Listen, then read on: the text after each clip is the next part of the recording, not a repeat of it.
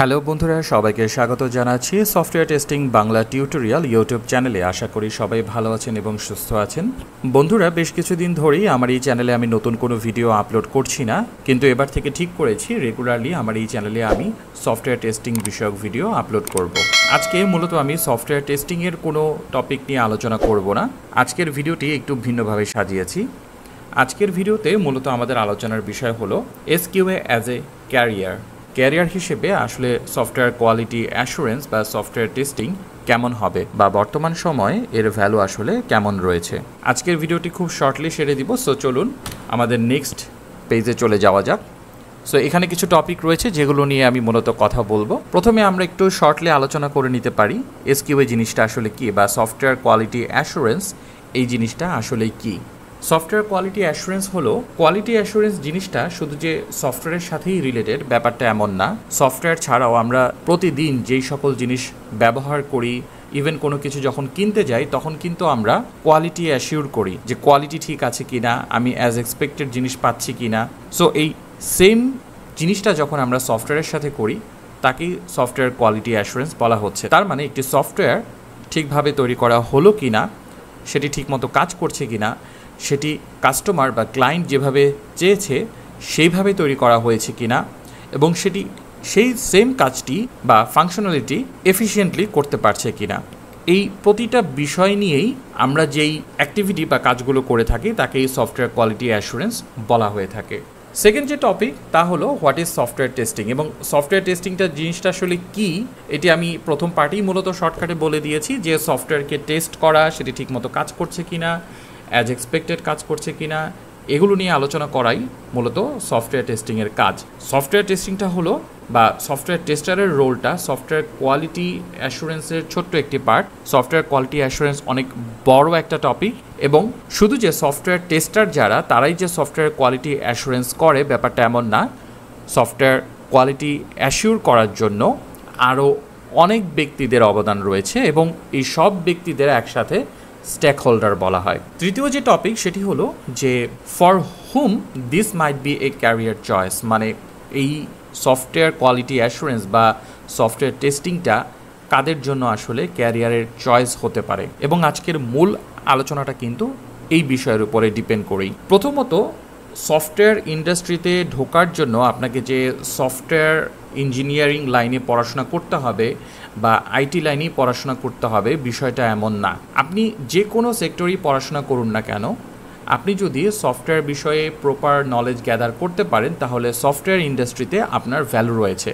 এবং এইখানে বলতে বোঝাচ্ছি সফটওয়্যার ইন্ডাস্ট্রিতে বা আইটি ইন্ডাস্ট্রিতে আপনার পড়াশোনা কী লাইনে তার চাইতে আপনি কাজ আসলে কতটুকু পারেন, কাজ আসলে আপনি জানেন কি না প্রপারলি, এবং আপনাকে দিয়ে কাজ আদায় করে নেওয়া যাবে কি না, এই বিষয়টাই মুখ্য বিষয়। সো যে কোনো লাইনের যে কোনো ব্যক্তি এই সফটওয়্যার ইঞ্জিনিয়ার বা সফটওয়্যার কোয়ালিটি অ্যাসুরেন্স ইঞ্জিনিয়ার বা সফটওয়্যার টেস্ট ইঞ্জিনিয়ার এই রোলগুলোতে কাজ করতে পারে যদি প্রপার নলেজ তার কাছে থাকে। আমার এই চ্যানেলে যে ভিডিওগুলো সামনে আসবে এগুলো আপনি যে কোনো ফিল্ডেরই হোক না কেন, যেখান থেকে আপনি পড়াশোনা করুন না কেন, আপনাদের জন্য হয়তো কিছুটা কাজে দেবে। এরপর চতুর্থ যে টপিক সেটা হলো যে what is job market for SQA. এসকিউএর জব মার্কেটটা আসলে কেমন, এটি নিয়ে যদি একটু বলতে চাই, বর্তমানে আসলে এসকিউএ বা সফটওয়্যার কোয়ালিটি অ্যাসুরেন্স বা টেস্টারদের জব মার্কেটটা অনেক বড় হয়েছে। এই কোশ্চেনটার সাথে আসলে পরের কোশ্চেনটাও রিলেটেড যে job market for SQA in Bangladesh. বাংলাদেশে আসলে এর জব মার্কেটের কী অবস্থা। সারা বিশ্বে এবং বাংলাদেশেও বর্তমানে এই সফটওয়্যার কোয়ালিটি অ্যাসুরেন্স ইঞ্জিনিয়ার বা সফটওয়্যার টেস্ট ইঞ্জিনিয়ার এদের জব মার্কেট কিন্তু প্রচুর পরিমাণে তৈরি হচ্ছে। আজ থেকে 15-20 বছর আগেও এই software test engineer, software QA engineer এই রোলগুলোর তেমন কোনো অস্তিত্ব বাংলাদেশে এবং বাংলাদেশের বাইরেও ছিল না। কিন্তু সফটওয়্যার ইন্ডাস্ট্রি বা আইটি ইন্ডাস্ট্রি আসলে আস্তে আস্তে এইটা রিয়েলাইজ করা শুরু করেছে যে আসলে সফটওয়্যার কোয়ালিটি অ্যাসুরেন্স বা টেস্ট ইঞ্জিনিয়ারদের গুরুত্ব কতখানি। সো প্রিভিয়াসলি আসলে তাহলে কি করতো, আমরা মার্কেটে যে সফটওয়্যারগুলো বা যে প্রোডাক্টগুলো পাই সেগুলো কি কোনো প্রকারের কোনো টেস্টিং ছাড়া বা কোনো কোয়ালিটি অ্যাসিওর ছাড়াই কি মার্কেটে ছেড়ে দেওয়া হয়েছে? না, ব্যাপারটা আসলে ওই রকম না। সেগুলোকে টেস্ট করা হতো, বাট এই টেস্ট করার জন্য স্পেসিফিকলি কোনো টেস্ট ইঞ্জিনিয়ার বা এসকিউএ ইঞ্জিনিয়ার থাকতো না, মোস্ট অফ দ্য কেসেই থাকতো না। কিছু কিছু বড় বড় সফটওয়্যার ফার্ম হয়তো বা রাখতো, এটা আমি বাংলাদেশের কথা বলছি না, কিন্তু পুরো ওয়ার্ল্ডের কথাই বলছি। এবং পরবর্তীতে তারা এই বিষয়টা রিয়েলাইজ করলো যে এটা আসলে কতটুকু ভুল এবং এই রোলটার আসলে কত গুরুত্ব রয়েছে। কারণ এই সফটওয়্যার কোয়ালিটি অ্যাসুরেন্স এইটি প্রিভিয়াসলি যারা করতো ডেভেলপাররা নিজেরাই করতো, বা এই আইটি ইন্ডাস্ট্রির অন্য কাউকে দিয়ে করাতো, যারা ওই সফটওয়্যার ডেভেলপমেন্টের সাথে জড়িত, আর্কিটেক্ট বা ডিজাইনার এই ধরনের লোকরাই সাধারণত করতো, বা সরাসরি কোনো একটা প্রোডাক্ট বিল্ড করে যে ক্লায়েন্ট বা কাস্টমার তার হাতেও দিয়ে দেওয়া হতো, সেও আসলে জিনিসগুলো একটু টেস্ট করে দেখতো যে সে অ্যাজ এক্সপেক্টেড জিনিসপাতি পাচ্ছে কিনা। কিন্তু পরবর্তীতে দেখা যেত যে যখন এটা মার্কেটে রিলিজ করা হতো বিভিন্ন রকমের সমস্যাগুলো তৈরি হতো, এবং তখন সফটওয়্যার ইন্ডাস্ট্রি বা আইটি ইন্ডাস্ট্রি রিয়েলাইজ করলো এভাবে করে আসলে ডেভেলপার বা ডিরেক্ট কাস্টমারকে দিয়ে যদি আমরা টেস্টিং করাই বা কোয়ালিটি অ্যাসিওর করাই, এটা আসলে প্রপার এফেক্টিভ হয় না। এবং পরবর্তীতে আসলে এই এসকিউএ ইঞ্জিনিয়ার বা সফটওয়্যার টেস্ট ইঞ্জিনিয়াররা মার্কেটে বেশি বেশি করে ইন্ট্রোডিউস হলো, এবং আস্তে আস্তে এখন এটি বেশ বিশাল একটা ইন্ডাস্ট্রিতে পরিণত হয়েছে। সো বাংলাদেশেও এখন জব মার্কেট খুব ভালো আছে, অথবা আপনি ফ্রিল্যান্সিং পার্সপেক্টিভে যদি চিন্তা করেন, বা আপনি যদি দেশের বাইরে মাইগ্রেট করার চিন্তা করেন, Australia, Canada, USA, Germany, Finland, Norway এইসব কান্ট্রিতে যদি যাওয়ার চিন্তা ভাবনা করেন, আপনার জন্য বেশ ভালো পরিমাণে জবের একটা অপরচুনিটি ওপেন হয়ে যাবে, আপনি যদি সফটওয়্যার কোয়ালিটি অ্যাসুরেন্স বা software testing related proper knowledge নিতে পারেন। সবগুলো টপিকই তো আলোচনা করা হলো, এবার যেই টপিক সবার মাথায় হয়তো আসবে, বিশেষ করে যারা আসলে নিউ, যারা আসলে এই ফিল্ডটা হয়তো বা আপনারা অনেকেই শুনেছেন, বিশেষ করে যারা আইটি লাইনে পড়াশোনা করছে, ডিপ্লোমা বা আন্ডার গ্র্যাজুয়েট করছে, তারা মূলত এই জিনিসটা কম বেশি জানে, কিন্তু ইন ডিটেলস নিয়ে তাদের মনে অনেক ধরনের কোশ্চেনই থাকে যে আসলে কেমন হবে। এবং মোটামুটি সবাই যখন সফটওয়্যার ইঞ্জিনিয়ার বা সিএসই এই ধরনের সাবজেক্টগুলো নিয়ে পড়াশোনা করে, তখন সবার মনে একটা ইচ্ছা থাকে যে আমরা ডেভেলপার হব।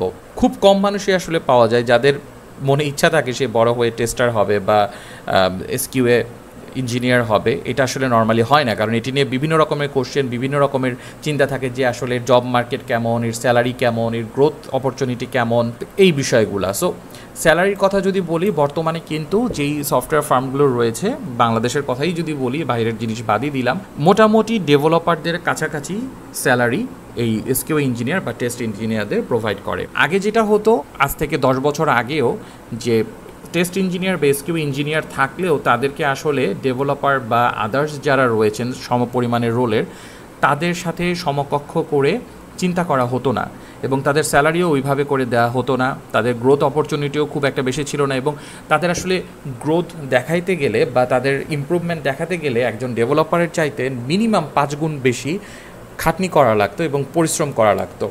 সো এই বিষয়টা আসলে এখন অনেকটাই কমে এসেছে। মানুষজন যেহেতু রিয়ালাইজ করা শুরু করেছে, আইটি ইন্ডাস্ট্রি যেহেতু এটা বুঝতে পেরেছে, তাই স্যালারি মোটামুটি একটা ভালো মানের ডেভেলপার এবং একটা ভালো মানের এসকিউএ মোটামুটি সেম ধরনের, সেম রেঞ্জেই ভালো কোম্পানিগুলোতে স্যালারি পায়। এবং যেগুলো নতুন কোম্পানি বা স্টার্ট আপ কোম্পানি, তারাও কিন্তু সফটওয়্যার কোয়ালিটি অ্যাসুরেন্স ইঞ্জিনিয়ার বা যেই টেস্ট ইঞ্জিনিয়ার রয়েছে তাদেরকে বেশ ভালো পরিমাণে স্যালারি দিয়ে হায়ার করে। সো স্যালারি এবং ক্যারিয়ার গ্রোথ বর্তমান সময় এবং ফিউচারেও সফটওয়্যার কোয়ালিটি অ্যাসুরেন্স ইঞ্জিনিয়ার বা টেস্ট ইঞ্জিনিয়ারদের জন্য বেশ ভালো পরিমাণে রয়েছে। নাও দ্য ফাইনাল কথা, যে হোয়ার টু স্টার্ট, কোথা থেকে স্টার্ট করব, কিভাবে এই সম্পর্কে নলেজ নেব। যারা আইটি ইন্ডাস্ট্রিতে পড়াশোনা করছেন তারা কম বেশি জানেন টুকটাক যে কি করা যেতে পারে, বা এই ফিল্ডটা সম্পর্কে হয়তো বড় ভাই বা কেউ না কেউ হয়তো জব করে, আমরা টুকটাক কিছু না কিছু জানি। কিন্তু আসলে কিভাবে স্টার্ট করব, বা আমি যদি চাই ওকে ফাইন, যেহেতু ডেভেলপার বা আমি ফিল করছি যে আমি কিউএ ফিল্ডে গেলে ভালো করব, এবং কি ক্রাইটেরিয়ার উপরে আসলে আপনি ফিল করবেন যে আপনি কিউএ ফিল্ডে গেলে ভালো করবেন, সেটি নিয়ে আমার নেক্সট ভিডিওটি হবে। সো আপনি সেখান থেকে বুঝতে পারবেন যে আপনি অ্যাজ এ কিউএ হিসেবে ভালো করবেন কি না। এবং যদি আপনি ডিসাইড করেন হ্যাঁ আমি তো আসলে কিউএ হিসেবে ভালো করব, তাহলে এখন স্টার্ট করব কোথা থেকে। স্টার্ট করার প্রধান কাজ হলো যে আপনাকে সফটওয়্যার টেস্টিং সম্পর্কে নলেজ নিতে হবে, পড়াশোনা করতে হবে, এবং আপনি যদি অন্য কোনো ফিল্ডের হয়ে থাকেন, আপনার ডিপ্লোমা বা আন্ডার গ্র্যাজুয়েশন বা গ্র্যাজুয়েশন যদি আইটি রিলেটেড টপিক্সের উপরে না থাকে, তাহলে কিছু সার্টিফিকেশন পাওয়া যায়। একটি সার্টিফিকেশনের কথা আমি বলেই দিচ্ছি, ISTQB, যারা হলো ইন্টারন্যাশনাল ওয়াইড রিনাউন্ড একটা সার্টিফিকেশন বোর্ড, এরা আসলে সার্টিফাই করে যে হ্যাঁ এই ব্যক্তিটা সফটওয়্যার টেস্টিং বা সফটওয়্যার কোয়ালিটি অ্যাসুরেন্স সম্পর্কে জানে, এবং সেই সার্টিফিকেটটা সবাই মোটামুটি ভালো পরিমাণে ভ্যালু দেয়। সো আপনারা সেগুলো নিতে পারেন, ওগুলোর দিকে আগাতে পারেন।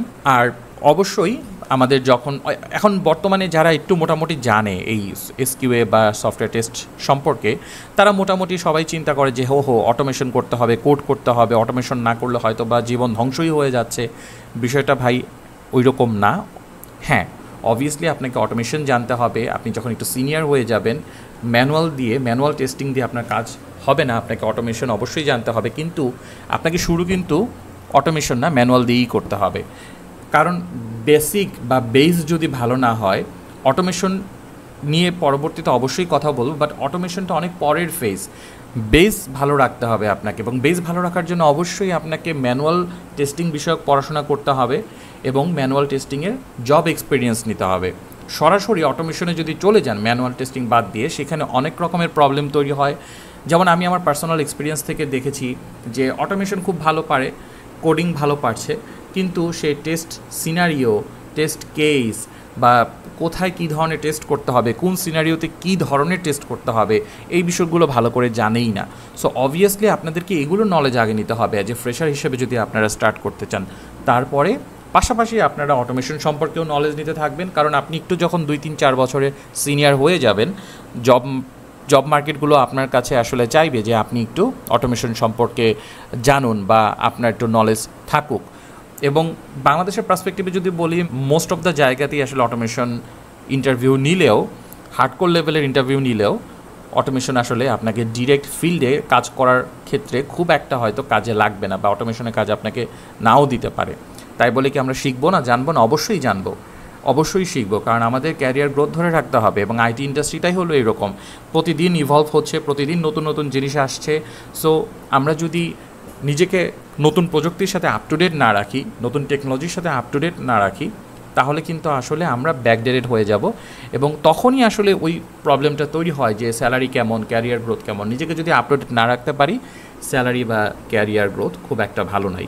এটা যে শুধু এসকিউয়ের জন্য তা না, যে কোনো ফিল্ডের জন্য, আপনি শুধু যে আইটি ইন্ডাস্ট্রি তাই না, যে কোনো ফিল্ডের জন্য আপনি যেখানেই কাজ করুন না কেন, একজন ডক্টর সে যদি নতুন মেডিসিন, নতুন রোগবালাই সম্পর্কে স্টাডি না করে, পড়াশোনা না করে, নিজেকে আপ টু ডেট না রাখে, তাহলেও কিন্তু তার খুব একটা লাভ হবে না, এবং সে আস্তে আস্তে ব্যাকডেটেড হয়ে যাবে, তার কাছে রোগী যাওয়া কমে যাবে, তার মার্কেটে ভ্যালু কমে যাবে। সো এই বিষয়গুলো আমাদের অবশ্যই মনে রাখতে হবে। সো কীভাবে স্টার্ট করবেন, ইনশাল্লাহ আমি প্রতিনিয়ত এখন কন্টিনিউ আমার এই চ্যানেলে ভিডিও দিব, কী কী জিনিস আপনারা জানতে পারেন আপনাদেরকে পাথ দেখাবো, আপনাদের বিভিন্ন টপিক সম্পর্কে ক্লারিফিকেশন দেওয়ার চেষ্টা করব। সো আশা করি আপনারা সেই পর্যন্ত আমার চ্যানেলের সাথেই থাকবেন। আর আমার ভিডিও যারা নতুন দেখছেন, আমার ভিডিওটি ভালো লাগলে এবং যদি মনে করেন চ্যানেলটা হেল্পফুল হবে, তাহলে চ্যানেলটি সাবস্ক্রাইব করে বেল আইকনে প্রেস করে দিবেন। এবং যারা ইন্টারেস্টেড রয়েছে এই ফিল্ডে পড়াশোনা করার জন্য, জানার জন্য, এই ক্যারিয়ারে যাওয়ার জন্য, তাদের সাথেও ভিডিওগুলো শেয়ার করবেন এবং আপনাদের মূল্যবান মতামতগুলো কমেন্ট সেকশনে জানাবেন। কিভাবে আমার এই ভিডিওগুলোকে আরও সুন্দর করা যেতে পারে, কী কী টপিক নিয়ে আপনাদের জিজ্ঞাসা রয়েছে, এগুলো আমি পরবর্তীতে কভার করার চেষ্টা করব। সবাইকে আমার পরবর্তী ভিডিও দেখার আমন্ত্রণ জানিয়ে আজকের ভিডিও এখানেই শেষ করছি। সবাই ভালো থাকবেন। আল্লাহ হাফেজ।